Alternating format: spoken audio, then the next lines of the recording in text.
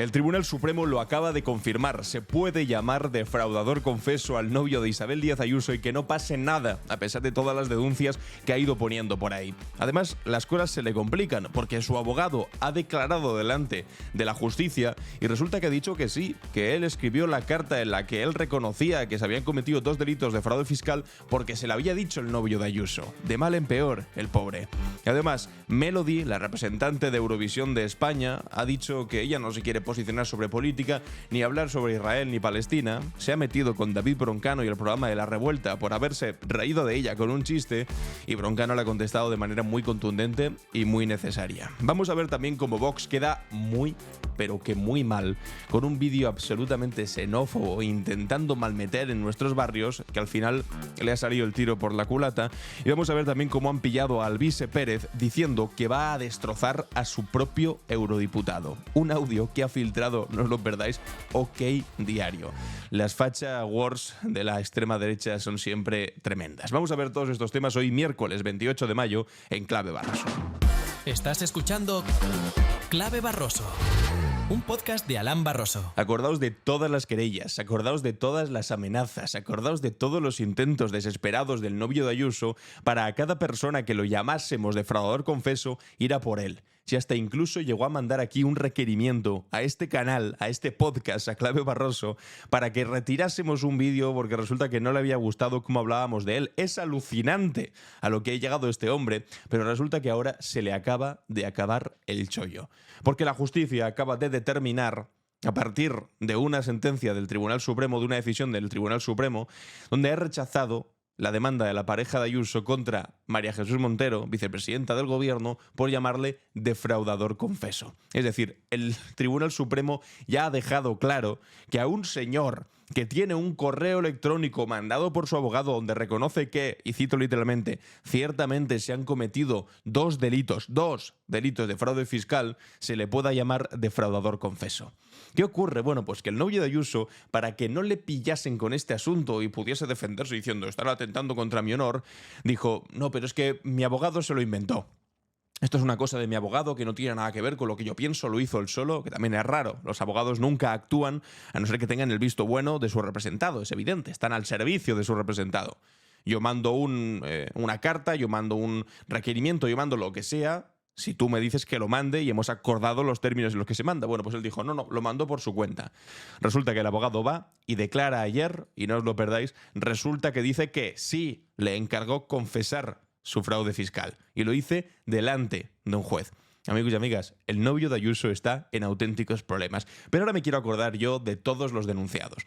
No solamente María Jesús Montero, sino la mitad del gobierno. También al presidente del gobierno le puso una querella, le puso una querella a otros ministros, le puso querellas a periodistas, como a Xavier Fortes, como a Pablo Simón, un politólogo, a mí, que soy otro politólogo. También le puso querellas a Enric Juliana, a Luis Arroyo, a todo Dios le puso querellas. Bueno, pues resulta que se han caído todas de golpe con esta demoledora decisión del Tribunal Supremo.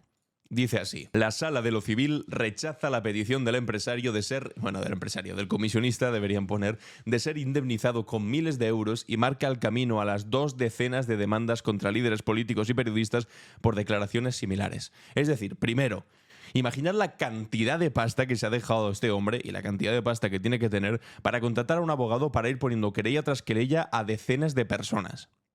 Porque eso no es barato. Sobre todo, no es gratis. Y por cierto, utilizaba a la misma abogada, se llama Guadalupe Sánchez, que utiliza el rey emérito para denunciar a Revilla, expresidenta de Cantabria. En fin, es que todos los iluminados utilizan las mismas tácticas. Que no se hable de mí, que nadie diga que soy defraudador confeso, e intentando amedrentar a periodistas y políticos para que no hablasen de él en esos términos. A pesar de que lo había confesado, bueno, pues el Tribunal Supremo le ha dado un revés tremendo, porque claro, si el Tribunal Supremo dice esto, el resto de querellas, pues ya os digo yo que no van a ir a ningún lado, lo va a tener muy complicado. El Tribunal Supremo, que es el órgano más grande que se podía pronunciar hasta el momento sobre este asunto, Lo ha dejado claro. Así que ahora lo que puedo hacer es patalear mucho, lloriquear mucho por las esquinas y decir, no, me llaman defraudador confeso. Pero es que la justicia en este país, que es algo en lo que suelen decir que confían, bueno, depende del momento, ¿no? Como critiques a algún juez te dice, no, está criticando el Estado de Derecho, pero como resulta que el Estado de Derecho no vaya o no les dé la razón a ellos, de repente dejan de confiar en el Estado de Derecho. Es una cosa tremenda. Supongo que ahora dirá que el Tribunal Supremo está controlado por el sanchismo o bla, bla, bla. En fin. Que además, la segunda derivada es la gran cantidad de dinero que pedía este señor, porque las diferentes querellas iba pidiendo 40.000 euros, 20.000 euros, 50.000 euros. En total, ¿sabéis cuánto sumaba todo lo que pedía? Pues más o menos lo que tiene que pagar de vuelta a Hacienda por haber defraudado 350.000 euros. Pretendía de alguna manera que por haberle llamado defraudador confeso, cuando él mismo reconocía haber defraudado un dinero, que no sé cómo quiere que le llamen, si reconoces haber defraudado un dinero, si no es defraudador confeso, en fin, pues con ese dinero que tenía o que pretendía recaudar podría pagar las multas que le iban a venir, pero sin embargo ahora parece, amigos y amigas, que esas multas las va a tener que pagar igualmente, sin contar con ese dinero. Aquí Guillermo Guijarro recordaba pues al bueno de Xavier Fortes, diciendo pues lo que todos pensamos de este señor, que es un defraudador confeso, y por esto le denunciaron. El defraudador confeso, Alberto González Amador, me advierte de una querella por llamarle defraudador confeso. Mediante este documento, un burofax, el abogado de la pareja de Ayuso, me informa de un acto de conciliación previo a la interposición de una querella por injurias y calumnias a su patrocinado. En la misma se amplía esa citación a los colaboradores de este espacio, Enrique Juliana y Luis Arroyo. Justifica esa querella o anuncio de querella o citación previa a la querella en el hecho de que en el programa que presentó y que dirijo nos hayamos referido a su defendido como autor confeso de un fraude fiscal. Conviene recordar que el propio González Amador, por medio de su abogado, reconoce literalmente en un documento remitido a la Fiscalía que ciertamente, y abro comillas, se han cometido 2 delitos contra la hacienda pública. ¿Cómo se le llama eso si no es ser un maldito defraudador confeso? Exigir responsabilidades a la presidenta de la Comunidad de Madrid, que es pareja de un delincuente confeso. Aquí, en este caso, el presidente del gobierno también lo decía y también se querelló contra el presidente del gobierno. Que ha defraudado a Hacienda, como él mismo ha reconocido. Pensé que me iba a preguntar el portavoz del Grupo Parlamentario Popular. Aquí Bolaños. Preguntado el portavoz de un delincuente confeso. También diciéndoselo. La gravedad. Contra Bolaños también se querelló, por supuesto, se me había olvidado. La luna se llama Alberto González Amador, también conocido como Alberto Quirón.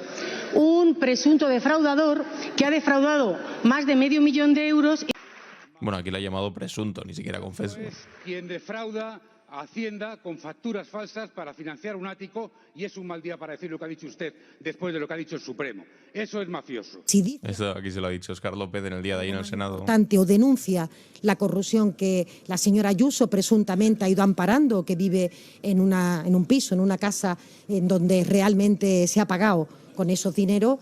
Es que debe dimitir por mentirnos a todos a la Manda, aquí estoy yo. de una manera tan cutre, intentando negar unos delitos de fraude fiscal que el mismo acusado ya había reconocido por escrito hace un mes. Bueno, pues aquí está la lista entera de todo el dinero que había pedido este señor. A Pedro Sánchez 100.000 euros, a Bolaños 50.000, a Óscar López 50.000, a María Jesús Montero 40.000 pavos, a Pilar Alegría 40.000, a Diana Morán 15.000, al PSOE 30.000, a Jon Antolín 30.000, a José Zaragoza 10.000. Es como a Rita Maestre, a Manuela Berguerot, a Más Madrid como partido, a Fortes, a Juliana, a Luis Arroyo, a Pablo Simón y a Alain Barroso. Nos hemos ahorrado un dinerillo, ¿no? O más bien, el tipo ha gastado una pasta tremenda en denunciar a casi 20 personas. Es que es alucinante. A casi 20 personas para que al final esto no llegue a absolutamente nada. Gracias a Guillermo Guijarro por hacer esta recopilación y recordarnos que efectivamente pues el tipo se ha ido calentito a casa con esta decisión del Supremo, que menos mal. Porque ¿qué país sería este si no se pudiese decir con libertad de expresión lo que pensamos que es una persona que ha defendido, que ha reconocido, haber defraudado fiscalmente si no es un defraudador confeso? Pero bueno, en fin. Mira, aquí tenemos a Melody. Política, no voy... A Melody, que es la representante, como os decía antes, de Eurovisión de España, diciendo que, bueno, lo de criticar lo que está haciendo Israel en Gaza, que es una cuestión de política y que ella no se mete. Mira, yo referente a la política no voy a pronunciarme porque yo no soy político. Yo soy artista y soy cantante. ¿vale? Eso que lo aclaren y lo hablen los políticos, porque para eso se dedican a eso. Yo lo que últimamente tengo debate en cuál va a ser mi siguiente single, que por cierto, en el final del apagón digo el nombre. Una cuñita publicitaria viene bien, ¿qué quiere que te diga? Y yo, ya que me preguntas eso, vamos a ver, yo tengo, además de que yo no me voy a meter en temas políticos, ¿vale? Yo, una vez que yo hice el Benidorm Fest, ¿vale? Se me exige por contrato no hacer comentarios políticos. Y además traigo aquí escrito qué es lo que se dice en el contrato. Bueno, esto es mentira. Sobre todo teniendo en cuenta que el contrato es con Televisión Española y Televisión Española se posicionó claramente no a favor de un partido político de otro, sino a favor de los derechos humanos justo antes de la reproducción de Eurovisión. Ahora Melody tiene esta ensoñación extraña por la que ella no ha conseguido un buen resultado en esta Eurovisión, no porque sea lo habitual con España, que nunca tengamos demasiado buen resultado, así son las cosas. Antes, hace unos años, ahora, en fin, sino que ella considera que ha sido porque nos hemos posicionado demasiado con el asunto de Israel y Palestina y que nos hemos metido en política y no deberíamos meternos en política. Para empezar, si has perdido no ha sido por eso. Y para continuar, pero qué chorrada es esa de meterse en política. De hecho, el que ha ganado Eurovisión, no como ella, que es una cobarde, el que ha ganado Eurovisión de Austria, ha dicho claramente que desea que el próximo año no participe Israel. Y lo ha dicho el que ha ganado. ¿Tú crees de verdad que el apoyo a Palestina te marca de alguna manera? Pero es que la cosa va más allá. Insiste en esta cosa de, no, es que yo no me meto en política. No, lo tuyo no es ni no política ni arte, lo tuyo es simplemente la cobardía de aquella persona que no se atreve a posicionarse en un asunto que no es política, que son derechos humanos, que es posicionarte en que no caigan bombas encima de la cabeza de niños y de civiles en campos de refugiados, en hospitales o en escuelas, en la Franja de Gaza o en ningún sitio en el mundo, básicamente. No tiene que ver con un posicionamiento político, es un posicionamiento de derechos humanos. Bueno, pues frente a esto, y además que se ha enfadado con Broncano... Y ha habido algún programa de televisión en el se estaba refiriendo a Broncano. de que yo me haya ido a mi casa para poder ver a mi familia y a mi hijo. Bueno, nadie se rió de eso, lo que pasa es que les dejó tirados porque estaba de invitada en la revuelta y les dejó tirados un momento antes, sin avisar. Bueno, en fin, lo comentaron riéndose.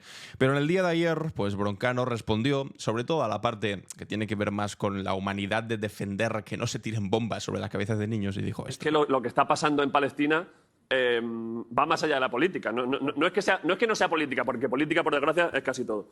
Pero va más allá de la política. Quiero decir, condenar lo que está pasando en Palestina es una cuestión no de política, sino de humanidad y de solidaridad con lo que está pasando allí, porque es terrible. Entonces... Y con esta respuesta tan sencilla, deja callada a Melody con esa chorrada de no, claro, es que yo no me meto en política, si es que esto no es política. Melody. Y acto y seguido, ¿sabéis qué es lo que ocurre? Pues bueno, que Melody visitará al hormiguero el próximo miércoles después de su enfado con Broncano. Es que es una forma infantil. Es una forma infantil. Esto no es arte, esto por supuesto tampoco es política, esto es simplemente algo infantil. No he ganado, pienso que no he ganado porque hay una confabulación por no hablar de Palestina y por no hablar de Israel, entonces me enfado. Digo que todo ha sido culpa de Televisión Española, de los progres y de Pedro Sánchez. El Partido Popular, por supuesto, aplaude. Si ya visteis que estaban todos alegremente pidiendo el voto para Israel, porque son así de miserables, con tal de fastidiar a los progres. Es que tiene una mentalidad tan cerrada, de verdad, tan ridícula, tan infantil, de pensar que decir viva Israel es como, que se joda a los progres. Es que no, es que esto va más allá de ser progre, ¿no? Esto tiene que ver con defender los derechos humanos, con que te parezcan mal las barbaridades que están haciendo en la Franja de Gaza y en Palestina en general. Y entonces ahora, para fastidiar y terminar de acabar, viene el hormiguero, viene Pablo Motos por detrás y dice, Melody, vente aquí. Bueno, ya veremos lo que dice Melody en el programa de Pablo Motos. Vais a alucinar cuando se hable de este asunto de Broncano, Israel y demás. Pero es que, insisto, no es política. Son derechos humanos. Es la cosa más básica que te puedes echar en cara. De hecho, también lo dice aquí Silvia Charrondo. Pues hombre, a ver, yo creo que expresarse políticamente puede hacerlo y de hecho hay muchísimos candidatos que lo han hecho y no ha pasado absolutamente nada, ¿no? Hay que ver si está escurriendo el bulto O si lo que está pensando Melody es, si yo digo lo que realmente pienso, es que va a arder Troya. Y entonces las consecuencias para mí como artista van a ser terribles. Pues yo creo que ahí tenemos que pararnos y pensar cómo hay una persona que en este país no quiere posicionarse sobre los derechos humanos porque cree que alguien en su cabeza la va a poner una etiqueta política y entonces ya se acabó buena parte de los contratos, por ejemplo. O que le va a traer consecuencias Bueno, pues ahí lo tenéis. No es que no se quiera posicionar sobre política, es que si se posiciona, pues le da miedo a las consecuencias. Pero es que esto es la vida, amigos y amigas. Esto es ser adulto, funcional. No ir por la vida pues pisando nubes y diciendo, no, yo sobre las cosas que impliquen sufrimiento no me pronuncio. De hecho, son sobre las que más te tienes que pronunciar, sobre todo cuando tienes acceso a una gran plataforma como es ser el representante de un país en un evento internacional de la categoría de Eurovisión. Pero bueno, que no lo quieres hacer... En fin, te define más a ti que otra cosa. Pero que además ahora estés utilizando todo esto para hacerte la víctima y para decir, no, es que me atacan, etcétera, etcétera. Es que tal vez el problema es que no pueda decir lo que realmente piensa, porque lo que realmente piensa es viva Israel y que le fastidien a los palestinos. Que es una posición miserable y moralmente perversa. Igual es por eso que no se atreve a abrir la boca. Pero bueno, en fin. Vamos con alguien también moralmente perverso, que es Rocío de Mer. De Mer, o de Mir, como se pronuncia este apellido, que desde luego no es de Cuenca, diciendo, en 2045 habrá en España más extranjeros que españoles y a mí me aterra. Lo dices tú, que te llamas de Mer. Lo dices tú, el del partido de los Smith, de los Frings, de los Terch, de los Stickman. Todos esos apellidos no son de Burgos, precisamente. Esos apellidos no son de Teruel. Esos apellidos son precisamente extranjeros. Lo que pasa es que a ellos lo que les aterra no es que haya extranjeros en España. Lo que les aterra es que haya extranjeros que tengan un color de piel diferente al que tienen ellos. Y entonces eso deja de ser simplemente patriotismo, defensa de lo español, para ser directamente xenofobia y racismo. Que es lo que le pasa a esta gente. Esta es la misma señora que cuando nació un niño pequeño, un bebé, en un pueblo deshabitado completamente de la España vaciada, que llevaban como 20 años sin ver un niño nuevo nacido en ese pueblo, resulta que lo primero que dijo es: el futuro es terrorífico, es espeluznante. ¿Por qué? Porque decía que el niño se llamaba Ayub. Dice, no puede ser, sustitución. Salían todos los vecinos del pueblo, todos los vecinos mayores, encantados de la vida, dándole besos al niño, queriendo a los padres del niño. Estaban completamente integrados. Es decir, lo que siempre dicen Vox, no somos racistas, queremos inmigración pero ordenada y que se integren. En ese vídeo aparecía una inmigración precisamente ordenada e integrada, a más no poder. Todos los vecinos les amaban con locura a ellos y sobre todo al niño pequeño que acaba de nacer, a un bebé. Y esta señora, completamente perversa, decía que lo que veía era un futuro tenebroso. ¿Se puede ser más miserable? Bueno, pues sí, diciendo este tipo de cosas, que en 2045 habrá más extranjeros que españoles. Con este delirio que ella misma ha decidido porque le da la maldita gana. Ha hecho un Excel y ha dicho, bueno, pues calculo que por el 2045 más extranjeros que españoles. Y se queda tan ancha la señora, que además se llama Demer.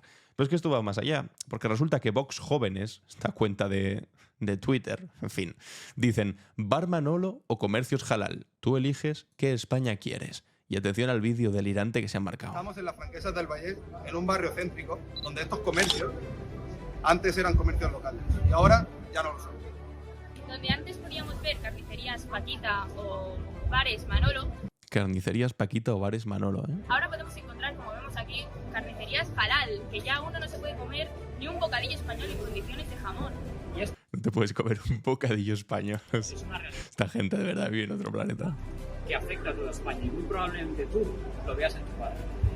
Estos negocios demuestran que no vienen a integrarse, sino a echarnos de nuestra tierra.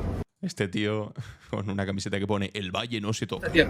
Defender nuestro comercio local es defender nuestra identidad. Desde Vox no vamos a permitir esta sustitución de nuestros barrios, esta sustitución de moral. Así que ya sabes, como en español, haz patria y compra el comercio local y productos de proximidad. Madre mía, qué horror. O sea, que el problema es que hay un barrio en el que hay carnicería halal. Hay carnicerías regentadas por extranjeros y eso ha sido lo que ha expulsado al comercio local. Bueno, para empezar, yo creo que este usuario de Twitter aquí tenía toda la razón del mundo. Dice, cualquier carnicero que tenga que echar el cierre te va a dar dos motivos. Y es así. El primero, que sus hijos no quieren seguir con el negocio.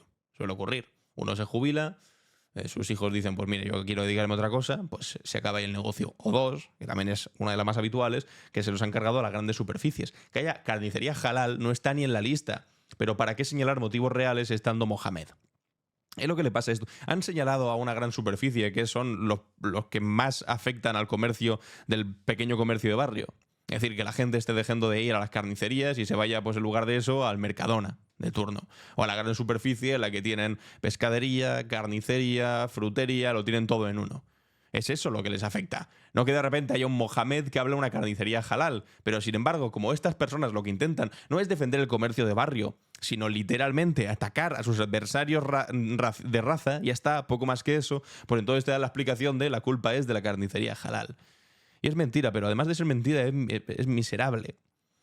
Y sobre todo lo que ilustra es que entre los poderosos, que son los dueños de quien tiene una gran superficie, o sea, entre Juan Roch, que es un multimillonario, o la carnicería halal de tu barrio, a quien decides atacar y señalar es a la carnicería halal de tu barrio, hombre, que llámame loco, el mismo poder que Juan Roch precisamente no tiene. Pero es que la cosa es todavía peor, porque otro usuario de Twitter ha buscado precisamente el barrio donde se estaba grabando esto, ha puesto un vídeo de ese barrio y dice la manera en la que esa misma plaza donde se sitúa la carnicería halal hay un bar Manolo, una panadería y un puesto de lotería y literalmente a una calle de la plaza hay otra calle con no una sino 2 carnicerías españolas y 5 bares Manolo. Anda, va, tira, chuta, mentirosos racistas. Y aquí pone el vídeo donde se puede ver que efectivamente, pues mira, aquí tenemos el bar La Plaza. No es un bar musulmán, precisamente. Aquí tenemos otro establecimiento español, completamente español. Aquí uno de loterías. O sea, que comercio local hay un rato en ese sitio. Una frutería, otro bar aquí tenemos a la izquierda. Aquí tenemos otra carnicería, en fin... Y no carnicería halal. Es que cómo pueden ser tan mentirosos, cómo pueden ser tan malditamente cutres y sobre todo que les pillen con las manos en la masa. Que por cierto, con las manos en la masa es como han pillado a Alvise Pérez, que resulta que ha aparecido un audio y además en el medio de Eduardo Inda, en el que Alvise Pérez dice me voy a follar a Diego, voy a destrozarlo. Refiriéndose a su eurodiputado Diego Solier, uno de los dos, está Nora Junco y Diego Solier, que hace escasas semanas le dejaron de lado y anunciaron que iban por su cuenta. Que a partir de ahora ya no formaban parte del grupo de Alvise Pérez y que Alvise Pérez les difamaba, que igual planteaban acciones legales y demás. Y ahora resulta que Eduardo Inda, que tienen estas guerras entre pues, las diferentes facciones de la extrema derecha, después nos quejamos, los de izquierdas, no, es que nos peleamos mucho entre nosotros. Bueno, atención a lo que hacen estos. Porque resulta que Eduardo Inda llama faker a Alvise, que también te digo...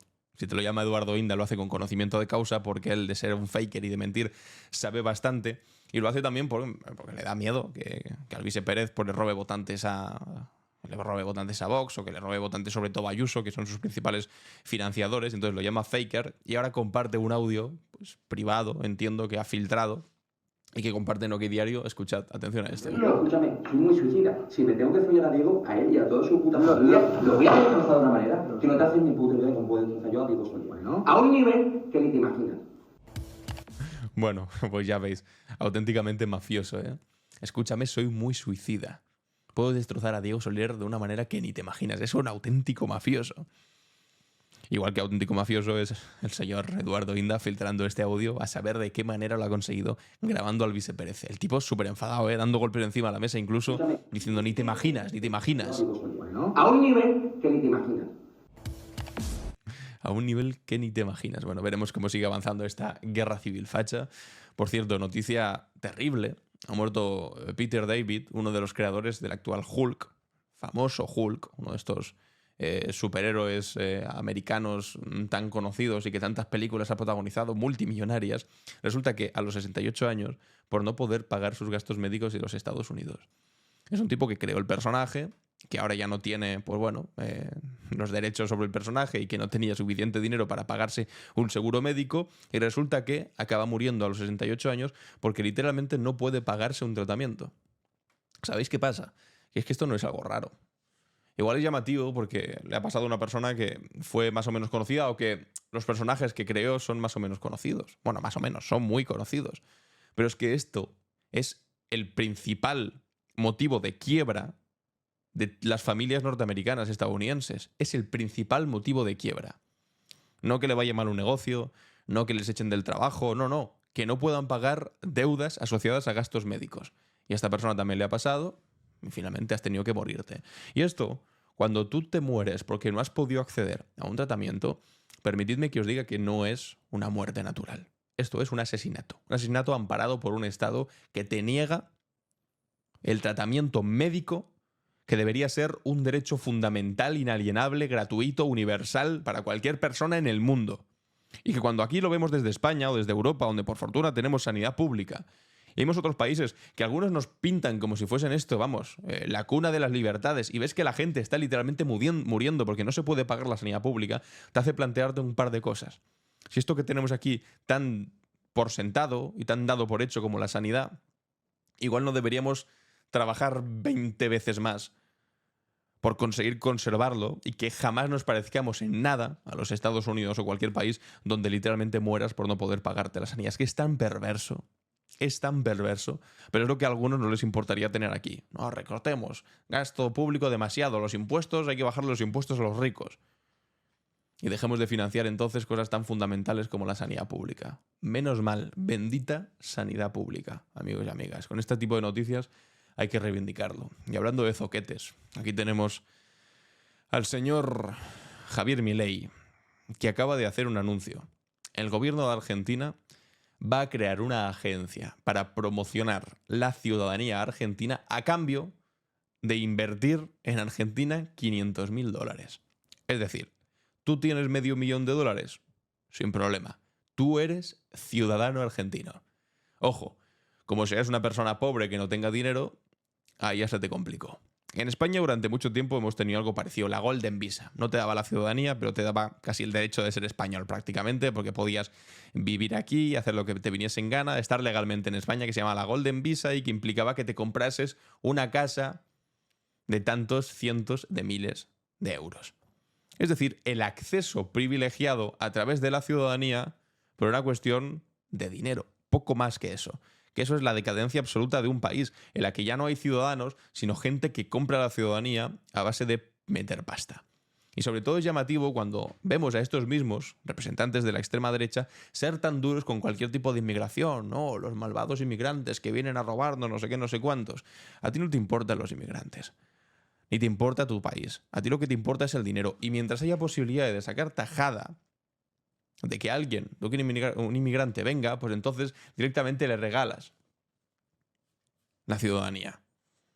En este caso, pues no son ni patriotas, como veíamos antes con Vox, simplemente son xenófobos. Y en el caso de Milei, pues tampoco lo son, simplemente son gente desesperada porque venga gente con mucho dinero delante de los cuales siempre se humillan. Y por eso, como os decía antes, le cuesta tanto criticar a Juan Rocha a algunos, pero critican tan sencillo al Mohamed del barrio que apenas debe llegar al salario mínimo. En fin.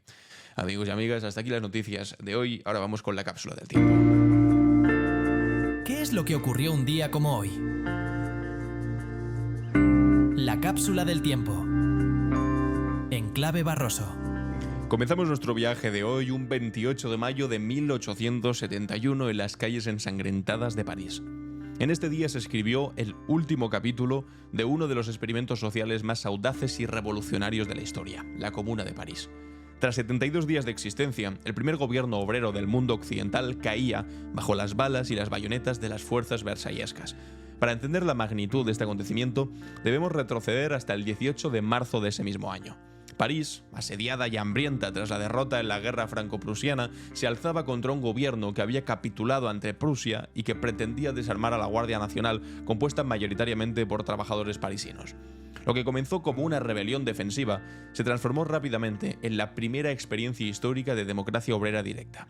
La Comuna de París no fue simplemente un gobierno más, fue un laboratorio viviente de ideas socialistas que desafiaban todos los preceptos del orden burgués establecido. Los comuneros, como se les conocía, implementaron medidas que hoy nos parecerían de sentido común, pero que en su época eran profundamente revolucionarias. La separación total de la Iglesia y el Estado, la abolición del trabajo nocturno en las panaderías, la prohibición del trabajo infantil, la condonación de los alquileres atrasados durante el asedio y, quizá lo más radical de todo, el establecimiento de que ningún funcionario público podría ganar más que el salario de un obrero cualificado.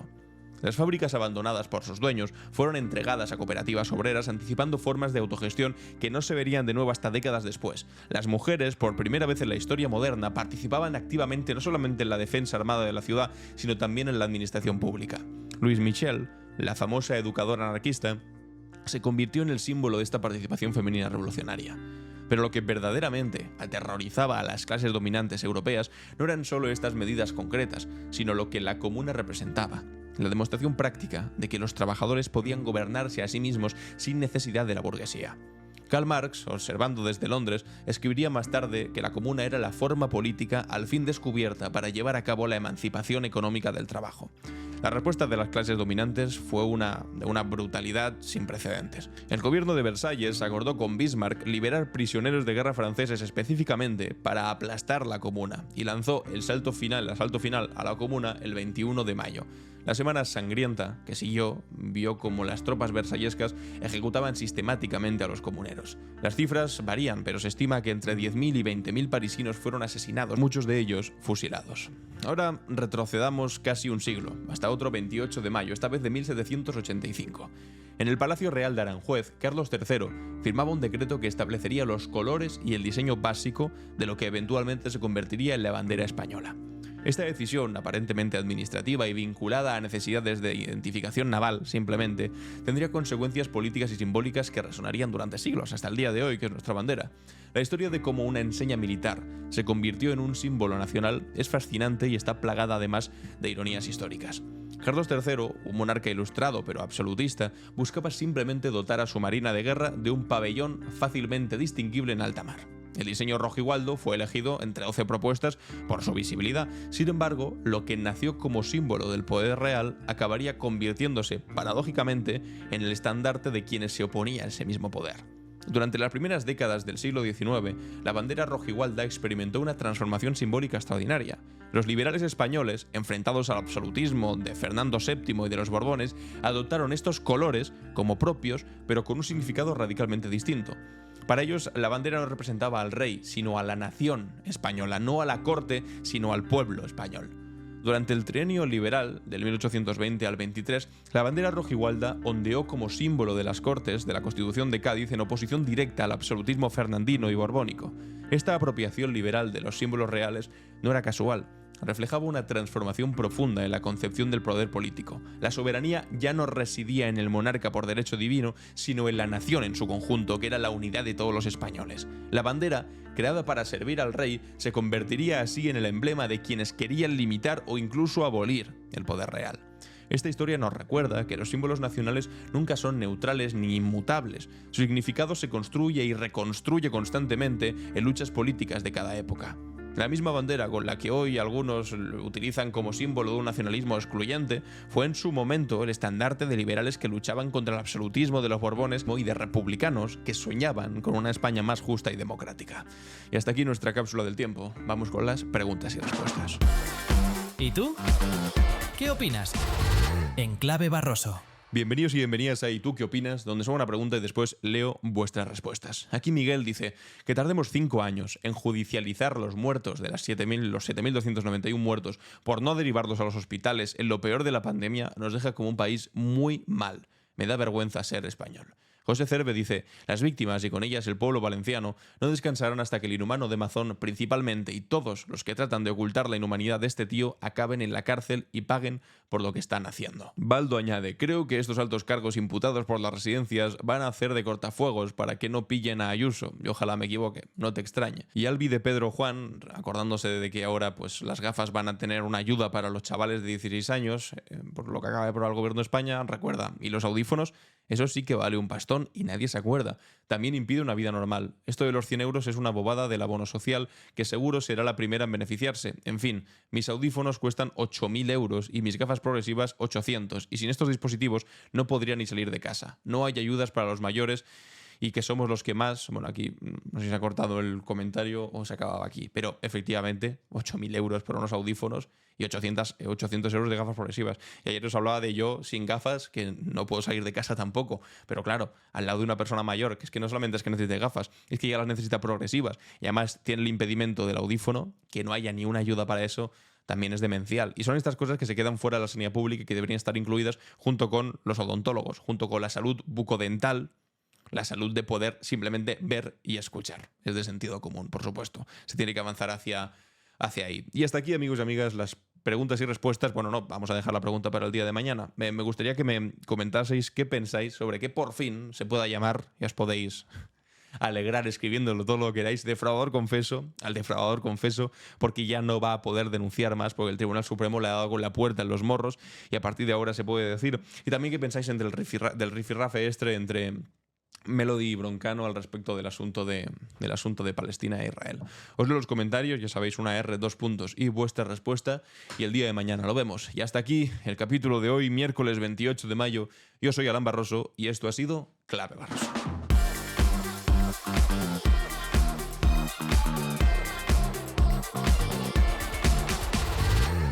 En Clave Barroso.